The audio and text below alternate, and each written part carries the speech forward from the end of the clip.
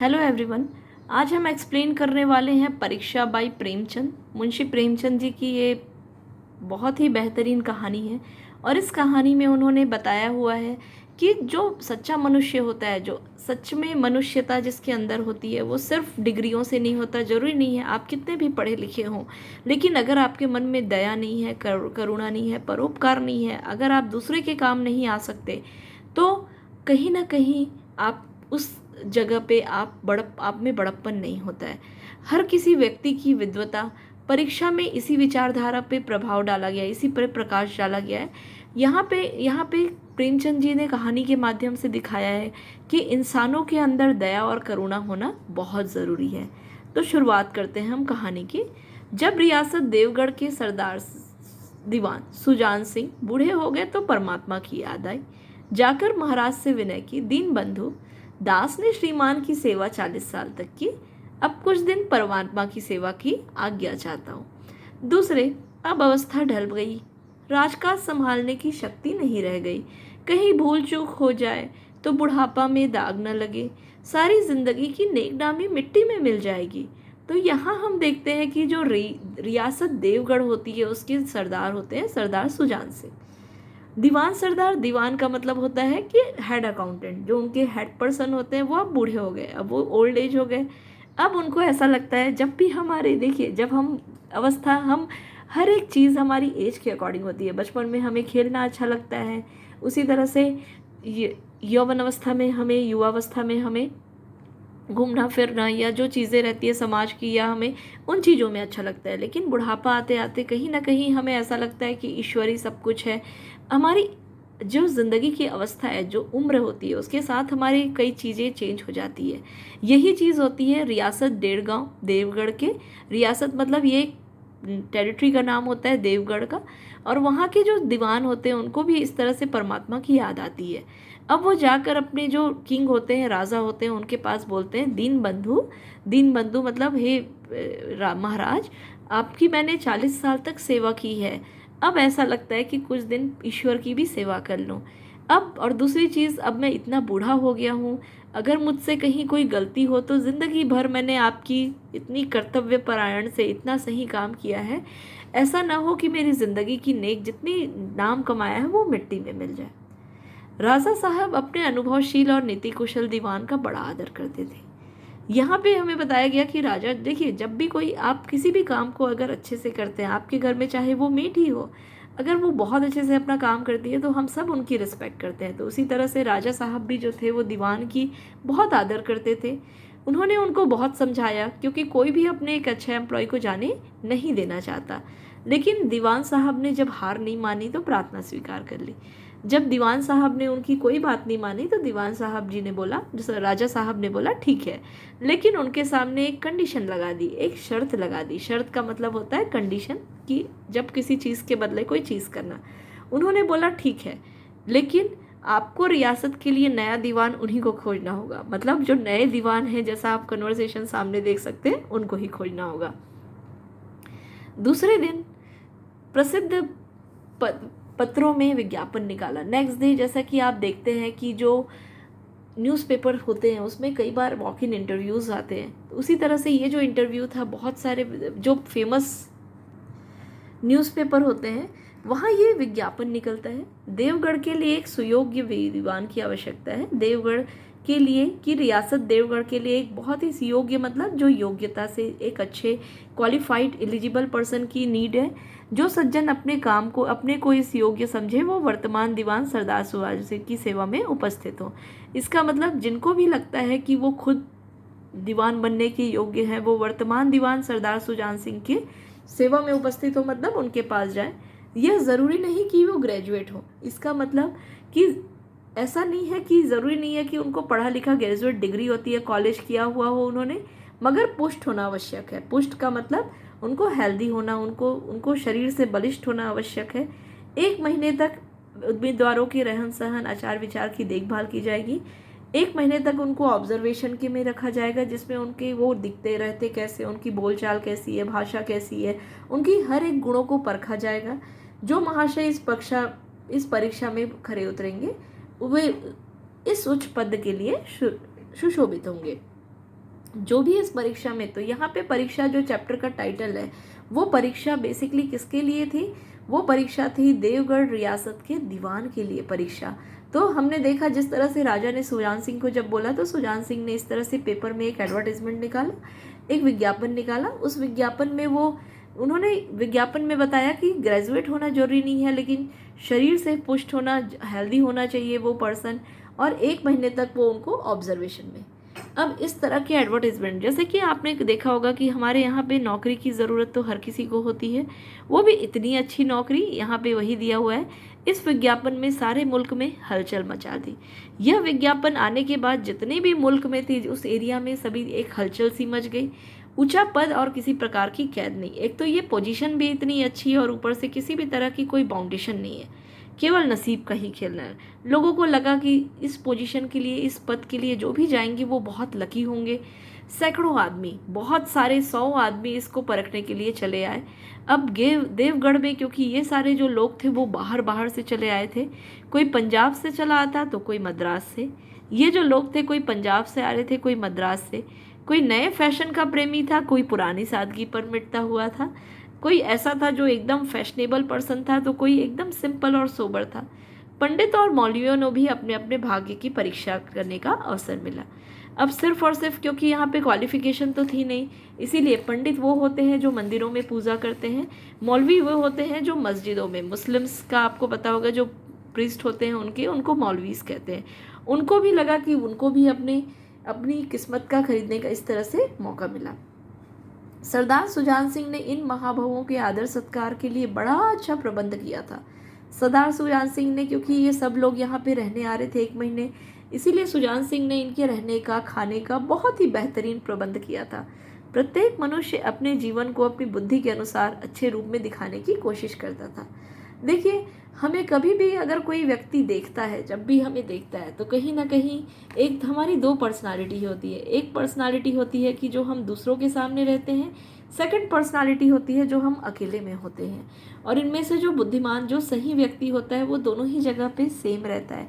तो यहाँ पे हर मनुष्य अपने जीवन की बुद्धि के अनुसार, तो इस जगह पे हम देखते हैं कि सारे व्यक्ति अपने अपने आप को अच्छा दिखाने की कोशिश कर रहे थे।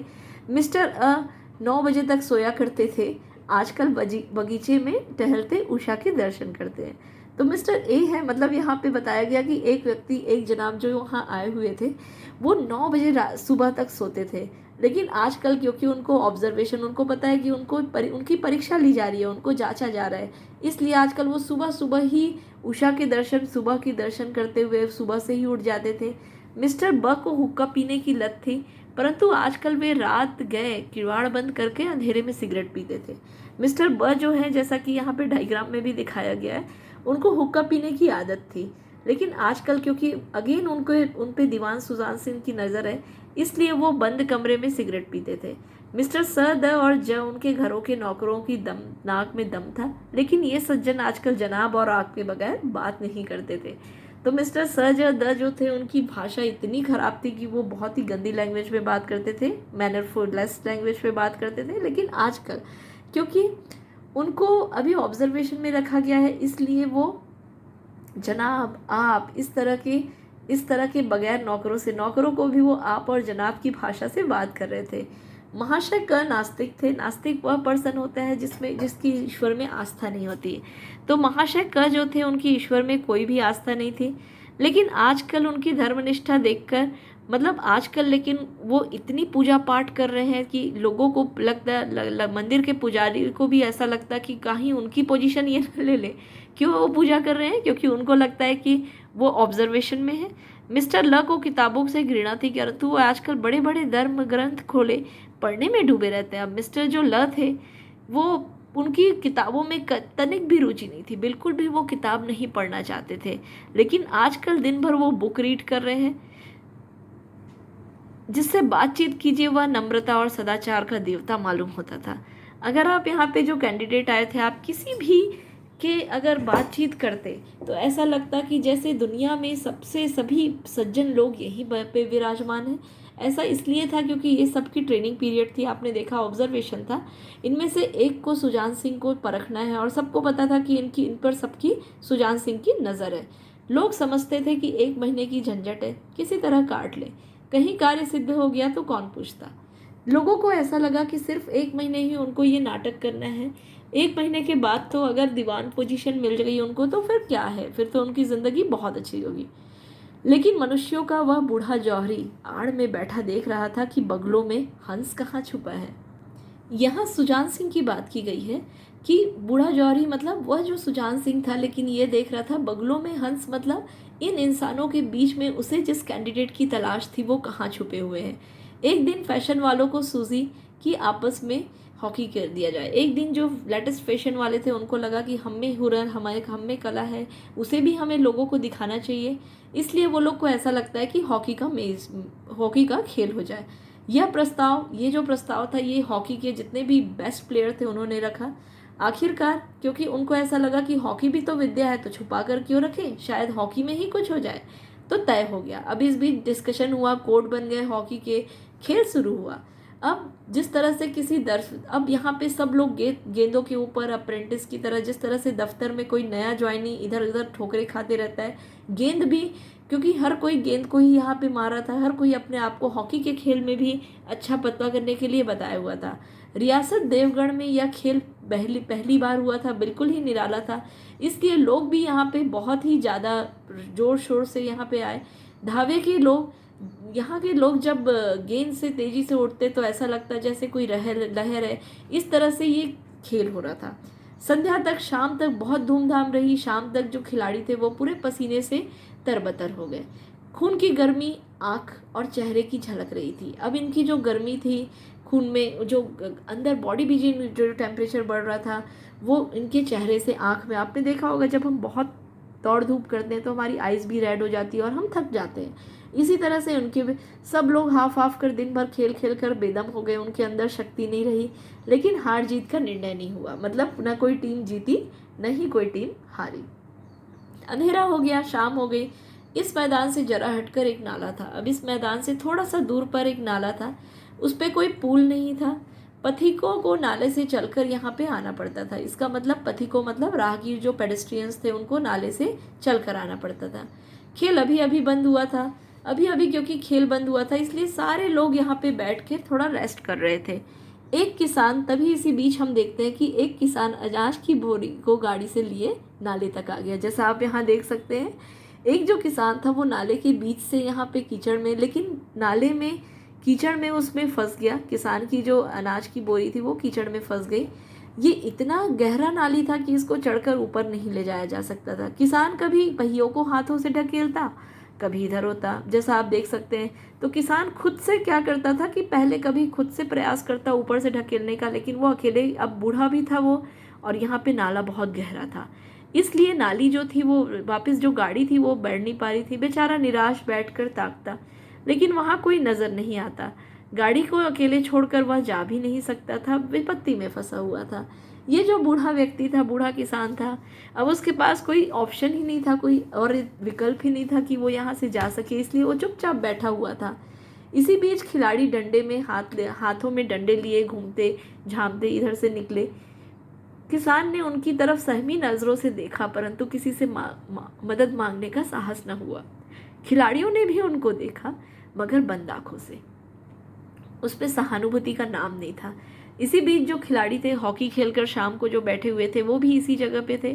सारे जो खिलाड़ी थे उन्होंने किसानों ने उनकी तरफ एक सहमी नज़रों से, क्योंकि वो किसान गरीब थे, उन्होंने खिलाड़ियों को थोड़ा सा देखा, लेकिन खिलाड़ियों ने भी उनको देखा। लेकिन किसी भी खिलाड़ी के अंदर ऐसा नहीं था कि वो दर्द, सहानुभूति, उनके पास में सिंपैथी हो। कोई भी व्यक्ति इस पूरे ग्रुप में ऐसा नहीं थे जिसकी हृदय में दया होती, ठीक है। ऐसा उसी समूह में एक व्यक्ति ऐसा था जिसके हृदय में दया थी और साहस था। अब इसी ग्रुप में एक व्यक्ति ऐसा था। ऐसा क्यों था? आज हॉकी खेलते हुए उसके पैरों में चोट लग गई थी। यह जो व्यक्ति था, आज हॉकी खेलते हुए उसके पैरों में चोट लग गई, इसलिए वो लंगड़ा के चल रहा था। लंगड़ाता वो जब इस तरह से आ रहा था तो उनकी नज़र भी उस गाड़ी वाले के ऊपर पड़ती है। जैसे ही वह उस गाड़ी वाले को देखता है, अचानक से रुक जाता है। उसने हॉकी स्टिक को किनारे रख दी, कोट को उतार डाला और किसान के पास आकर बोला, मैं तुम्हारी गाड़ी निकाल दूं। अब देखिए, यहाँ पे हर खिलाड़ी के देखा हमने, जैसा आप यहाँ पे डायग्राम पे देख सकते हैं कि सारे खिलाड़ी ने उस किसान को देखा लेकिन किसी ने उसकी मदद भी नहीं की। लेकिन यह जो व्यक्ति था, आज उसके पैर में चोट लग गई है, उसके पैर, वो हालांकि बहुत जख्मी है, लेकिन इतना जख्मी होकर भी, इतने चोटिल होने के बाद भी वह उस किसान को बोलता है कि क्या मैं तुम्हारी गाड़ी निकाल सकता हूँ। किसान ने जैसे ही देखा, एक गड्ढे बदन हुए लंबा आदमी सामने खड़ा था।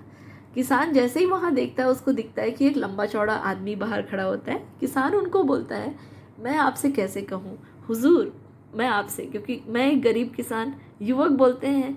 अब किसान के ऐसा कहने के बाद वह युवक कहता है, मालूम होता है तुम बड़ी देर से फंसे हो, ऐसा लगता है तुम बहुत देर से यहाँ फंसे हो। तुम गाड़ी लेकर बैलों को साधो, मैं पहियों को ढकेलता हूँ, अभी गाड़ी ऊपर आ जाती है। अब ये जो युवक होता है, हालांकि वो खुद जख्मी रहता है, लेकिन फिर भी वो किसानों को देखकर उसको बहुत मन में दया आ जाती है, और इस दया के कारण वो सोचता है कि मैं किसान की मदद कर दूं। और वो करता भी ऐसा है, जैसा कि आप डायग्राम में देख सकते हैं यहाँ पे, कि वो बोलता है कि तुम ऊपर बैठ के बैलों को साधो और मैं पीछे से पहियों को जोर लगाता हूँ। किसान जैसे ही गाड़ी में बैठता है, युवक पहियों को घुसाता है। कीचड़ इतना ज़्यादा था कि जैसा आप यहाँ पे देख सकते हैं कि जो युवक होता है उसका पैर घुटनों तक ज़मीन में गड़ गया, लेकिन फिर भी वह जो युवक था उसने हार नहीं मानी। फिर से वो जोर लगाता है और किसान जो होता है वो बैलों को ललकारता है। बैलों को सहारा मिला, उसकी हिम्मत बढ़ गई और उन्होंने कंधे झुकाकर एक बार फिर से जोर लगाया। गाड़ी नाले के ऊपर थी। तो इस युवक के कारण हमने देखा, उसने किसान की मदद की, जिसके कारण उसकी जो नाले में गाड़ी फंसी हुई थी वो बाहर निकल गई। किसान युवक के सामने हाथ जोड़कर बोला, महाराज, आज आपने मुझे उबार लिया, नहीं तो सारी रात यहीं बैठना पड़ता। अब इस युवक के कारण वो जो किसान था उसको मदद मिली और वो अपनी गाड़ी आगे ले जाया। इसलिए उसने बोला कि आपने मेरी मदद की, हेल्प की, इसलिए, नहीं तो आज सारा रात तो मुझे यहीं बैठना होता। युवक हंसकर बोलता है, थोड़ा सा मजाकिया तौर पे वो बोलता है, ठीक है, आप मुझे क्या इनाम देंगे? किसान गंभीर भाव से कहता है, नारायण चाहेंगे तो दीवानी आपको ही मिलेगी। तो वो जो गरीब किसान था वो बोलता है कि ईश्वर ने चाहा तो दीवानी पर जिस चीज़ के लिए आप यहाँ आए हैं वो आपको मिलेगी। युवक ऐसा सुनकर, क्योंकि ये जो पर्सन था, किसान के मुंह से ऐसी बात सुनकर वो उनको गौर से देखता है।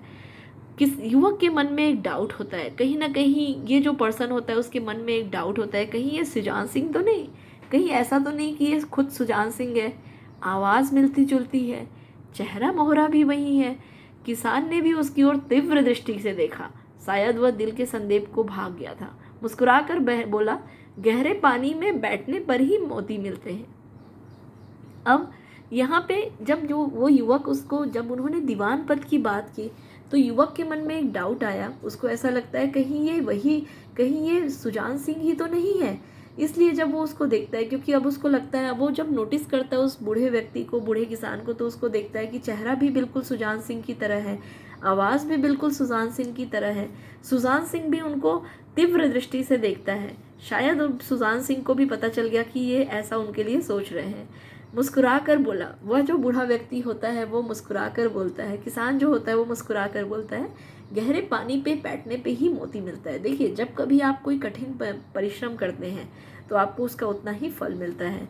जैसे एग्जाम्पल लेते हैं हम, आप पढ़ाई के लिए, आप सब अगर स्कूल में अपने किसी भी चैप्टर के लिए अगर आप जितना ज़्यादा पढ़ेंगे, आपको पढ़ने में काफ़ी तकलीफ होती है, क्योंकि सबको सुबह सोना अच्छा लगता है। लेकिन जब आप अपनी नींद को त्याग कर करके पढ़ते हैं और जब रिजल्ट आता है और आपका टॉप पे मार्क्स आता है, जब आप फर्स्ट आते हैं, तो आपको बहुत अच्छा लगता है। लेकिन उसके लिए आपने कितनी मेहनत की है ये सिर्फ आपको पता होता है। यहाँ पे सुजान सिंह यही बोलते हैं कि गहरे पानी में बैठने पर ही मोती मिलता है। इसका मतलब कि अगर आपको मोती चाहिए तो आपको नीचे, पानी के नीचे जाना ही पड़ेगा। निदान महीना पूरा हुआ, चुनाव का दिन आज पहुंचा। इस तरह से पूरा 1 महीना कंप्लीट हो जाता है जो कैंडिडेट्स के लिए 1 मंथ थे। उम्मीदवार लोग प्रातःकाल से ही किस्मत का फैसला सुनने के लिए उत्सुक थे। जितने भी कैंडिडेट्स थे वो लोग अब यहाँ पे क्या फैसला होगा इसके लिए बहुत ही ईगर थे। दिन काटना पहाड़ हो गया। ये जो दिन था उनके लिए मुश्किल हो गया। सबके चेहरे पर आशा और निराशा के रंग थे। सबके अंदर डर भी था कि उनको दीवानी नहीं मिली, तो साथ ही साथ उनको उम्मीद भी थी कि क्या पता उनको दीवानी मिल जाए। नहीं मालूम आज किसकी किस्मत जागेंगे, न जाने लक्ष्मी किसकी कृपा दृष्टि होगी। आज लोग बोलते हैं कि पता नहीं आज कौन लकी है जिसकी विन जो जीतेगा। शाम तक राजा साहब ने दरबार को सजाया। जितने भी रईस और धनाढ़ लोग थे वो सब इस समूह में आ बिसरे। उम्मीदवारों के जो कैंडिडेट्स थे उनके कलेजे धड़क रहे थे, वो लोग की हार्ट बीट बहुत तेज हो रही थी। तब सरदार सुजान सिंह ने खड़े होकर कहा, तब सरदार सुजान सिंह खड़े होते हैं और बोलते हैं, मेरे दीवानी के उम्मीदवार महाशय हो, मेरे यहाँ पे जो दीवानी पद के लिए कैंडिडेट्स आए हैं, मैंने आपको जो कष्ट दिया, मैंने आपको जो तकलीफ़ दी, उसके लिए मुझे माफ़ करिए। मुझे इस पद के लिए ऐसे पुरुष की आवश्यकता थी, मुझे एक ऐसे व्यक्ति की आवश्यकता थी जिसके हृदय में दया हो और साथ ही साथ आत्मबल भी हो। इसका मतलब मुझे ऐसे व्यक्ति की ज़रूरत थी जो दयालु भी हो लेकिन डिटर्मिनेशन भी हो, जो उसके पास कॉन्फिडेंस हो, डिटर्मिनेशन भी हो। हृदय वही है वह जो उदार हो। एक सच्चा हृदय, एक सच्चा दिल, सच्चा इंसान वही है जिसके पास उदार हो। उदार का मतलब जो दूसरों के लिए कुछ करना चाहे, जो देना चाहे। आत्मबल वही है जो आपत्ति में वीरता का सामना करे। आत्मबल उन्होंने बताया कि जो विपत्ति में अगर आपके पास में बुरी स्थिति आ जाती है तब भी आप उसका सामना करें। इस रियासत के सौभाग्य में हमको ऐसा पुरुष मिल गया। अब यहाँ पे रियासत सुजान सिंह बोलते हैं कि हाँ, इस रियासत में हमें ऐसा व्यक्ति, ऐसा पुरुष मिल गया। ऐसे गुण वाले संसार में कम होते हैं जो कीर्ति और मान शिखर पर बैठे हुए हैं, जो हैं वो कीर्ति और मान के शिखर में। सुजान सिंह बताते हैं कि ऐसा व्यक्ति जिसके मन में दया हो वो बहुत ही कम है, और जिनके पास दया और इस तरह की गुण होते हैं वो सबसे टॉप पे ऑलरेडी बैठे हैं। वह उन तक हमारी पहुंच ही नहीं। मैं रियासत को पंडित दीवान जानकीनाथ सा दीवान पाने पर बधाई देता हूँ। अब यहाँ पे फाइनली हमें पता चलता है कि ये जो रियासत है उसके फाइनल जो विनर है, कैंडिडेट है दीवान पद के, वो है पंडित जानकीनाथ। और पंडित जानकीनाथ कौन रहते हैं? यही लड़के रहते हैं जिन्होंने दीवान की हेल्प की थी। ये आगे बताया हुआ है। रियासत के कर्मचारियों और रईसों ने पंडित जानकीनाथ को देखा। उम्मीदवारों की दल की आंखें भर उठी, उधर उठी। अब सभी के सभी जितने भी कैंडिडेट्स थे उनकी आंखें जाकर टिक गई पंडित जानकीनाथ में। मगर उन आंखों में सत्कार था, इन आंखों में ईर्ष्या। अब लेकिन कहीं ना कहीं जो बाकी लोग थे, रईस थे, उनकी आंखों में तो सत्कार था, इज्जत थी। लेकिन जो कैंडिडेट्स थे, जो उनके साथ में कॉम्पिटिटर्स थे, क्योंकि अब उनको, वो लोग भी इसी पोजीशन के लिए आए थे लेकिन उनको ये पोजीशंस नहीं मिली, ये कंडीशन, ये जो दीवान पद थी वो नहीं मिली, इसलिए उनकी आंखों में ईर्ष्या थी, जलन थी उनसे। सरदार साहब ने फिर फरमाया, फिर से सरदार सुजान सिंह ने कहा, आप लोगों को यह स्वीकार करने में आपत्ति नहीं होगी कि जो पुरुष स्वयं जख्मी होकर एक गरीब किसान को की भरी हुई गाड़ी को दलदल से निकालकर नाले के ऊपर चढ़ाए, उसके हृदय में साहस, आत्मबल और उदारता का निवास है। ऐसा आदमी गरीबों को कभी न सताएगा। उसका दृढ़ संकल्प है जो उसके चित्त को स्थिर रखेगा, चाहे वह धोखा भी खा जाए, परंतु दया और धर्म के मार्ग से कभी न हटेगा।